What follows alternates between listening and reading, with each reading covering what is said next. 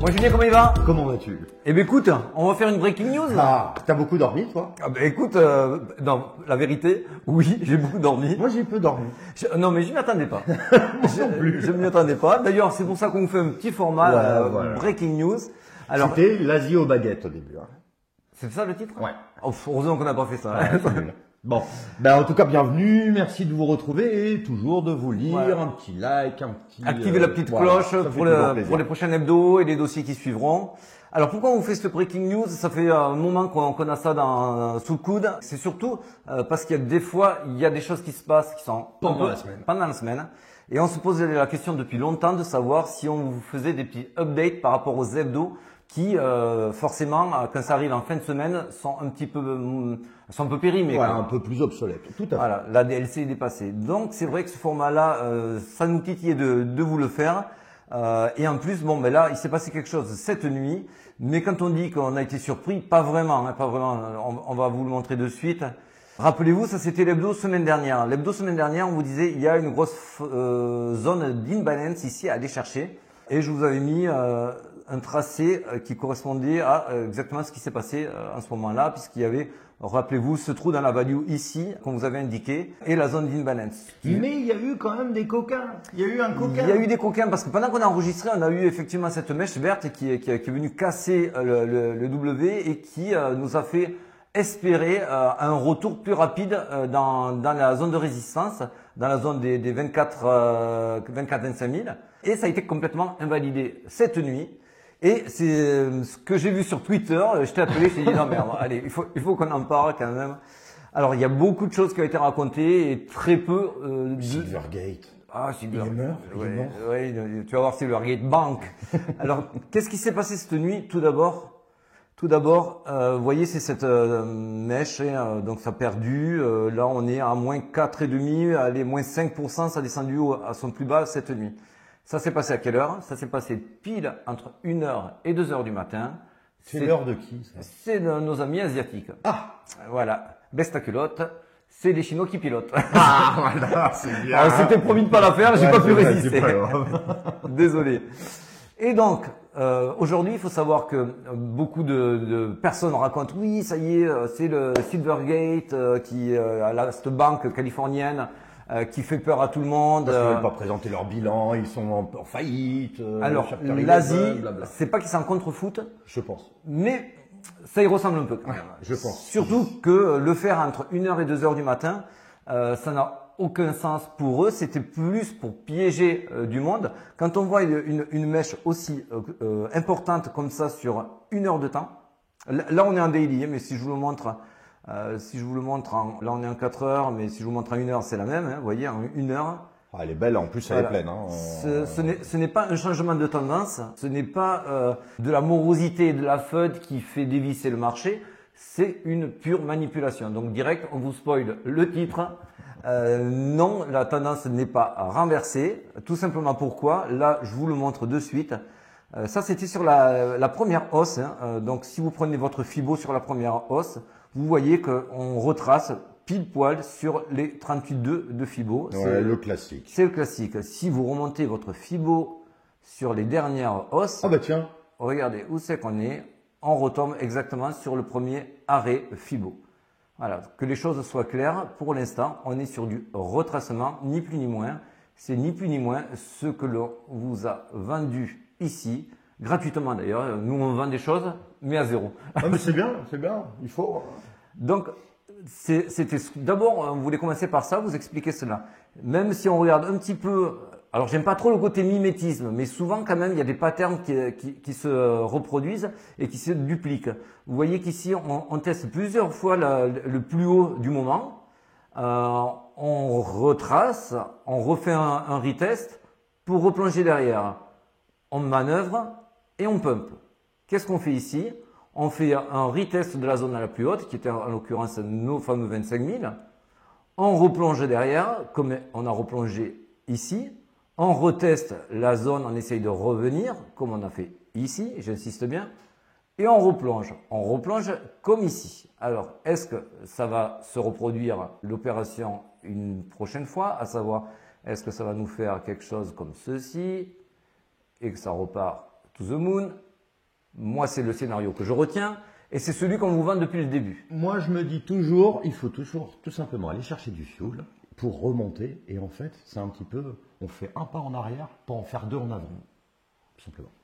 Et puis, il faut rester sur les faits. Parce que là, si on regarde, c'est la moitié, voilà, la bougie rouge, là, bah, derrière, il y a une verte qui suit, qui est x2. Si on reste sur les faits, donc on résume, entre 1h et 2h du matin, les marchés asiatiques font dévisser le marché. C'est fait de manière très violente. Pour moi, c'est un gros acteur ou un ensemble de gros acteurs de la smart money qui ont, donc asiatiques, qui ont volontairement dumpé le prix. J'ai regardé dans le détail, on parle de plusieurs dizaines de milliers de bitcoins qui ont été lâchés en très très peu de temps. Donc ce n'est pas d'un coup une morosité ou les marchés qui font ci, qui font ça. Non, c'est intentionnel. Oui, ça ne vient pas par escalier. Et c'est pas un escalier exactement comme tu dis. C'est vraiment dumpé. Un beau couteau. Et surtout, c'est que ça a peu d'impact sur les sexes asiatiques. Oui. Donc ça, je trouve ça très très bizarre. D'abord, ça se fait sur les horaires asiatiques. Et là, je vous le marque. Ici, regardez si on prend OKEx, si on prend le jeton de Binance, si on prend le jeton de Bigate BGB, et donc OKB pour OKEx. Alors OKEx, ici, il a dévissé moitié du Bitcoin, 3%.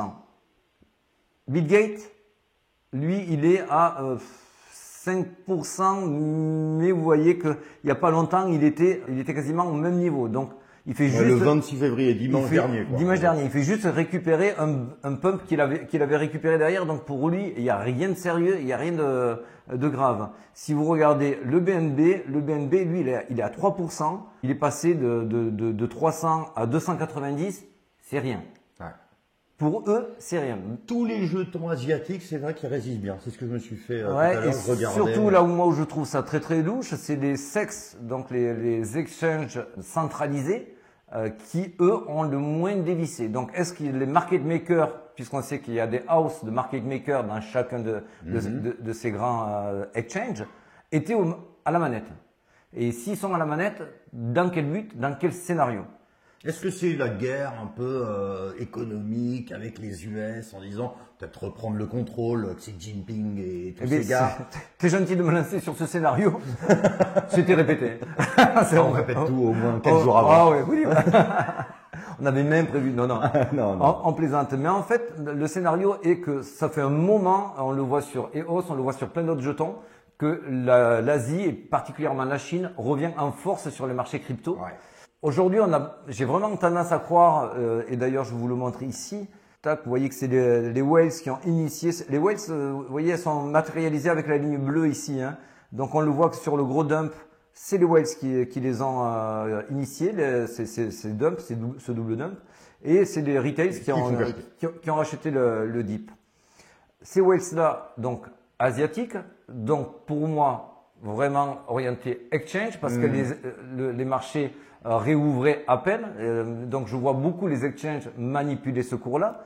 Pourquoi ils le font? Moi, j'ai dans le coin de la tête un article qui était que les institutionnels chinois, asiatiques, mais pas tout particulièrement chinois, étaient sur le point de réinvestir massivement en ce moment.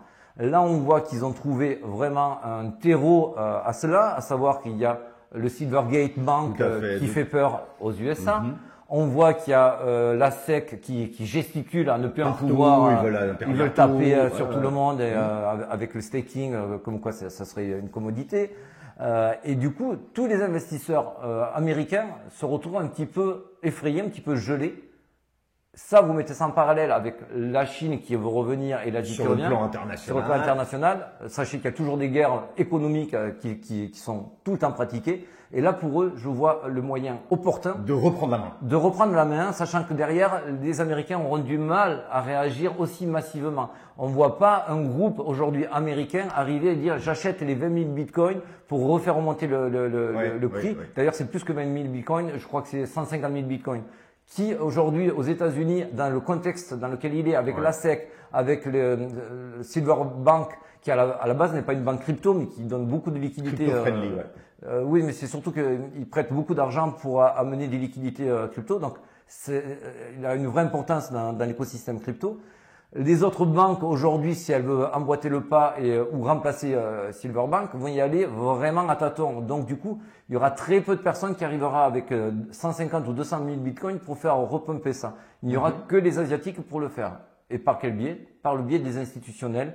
Je ne sais pas si je suis très clair. Non, mais si, tu as tout à fait raison, parce que c'est vrai que même Binance, on a vu que même son BUSD, délisté de Coinbase, etc. Bon, il y a un petit peu une chasse aux Asiatiques, etc. Est-ce que ça les a un petit peu excités en disant, bah, tu sais quoi, on va reprendre la main, limite c'est nous qui tenons un petit peu les rênes et qui vont aussi donner le là plus tard. Et ça va peut-être potentiellement un peu troubler. Ce qui me conforte encore dans ce scénario-là, c'est que ce dump ici, là, que vous aviez donc le 9 février, je vous encourage à aller le vérifier, c'est encore sur la période asiatique qu'il a été initié. À chaque fois, on a l'impression que l'Asie essaye de tester la réaction du marché américain pour reprendre la main. Ils l'ont testé, le marché américain a bien repris parce que là, ces pumps se sont faits en journée également. Ouais, c'est beau. Et j'ai l'impression qu'ils refont la même chose, mais cette fois-ci pour faire rentrer leur institutionnel, leur investisseur avisé, s'ils n'avaient déjà pas pris le train en marche. Donc, on en revient. Oui, parce que n'oublions pas que ça avait été banni en Chine, etc. Donc il n'y avait plus personne. Donc il y a un moment, ils veulent peut-être rentrer, mais peut-être pas à 50 000 euros. Exactement. Les mineurs étaient partis aussi. Donc du coup, si on raisonne sur ce plan-là, que c'est manipulé et que cette manipulation, c'est pour ouvrir une fenêtre, mais pas pour faire couler le Bitcoin, on reviendrait sur le plan à l'écran qui est celui-ci. Et celui-là, c'est celui que moi je privilégie depuis le début. J'attendais de voir qu'il y ait des retests à deux occasions pour pouvoir vous le présenter. Donc là, ici, on avait une zone d'imbalance, on est allé la chercher. Ici, une zone d'imbalance, on est allé la chercher.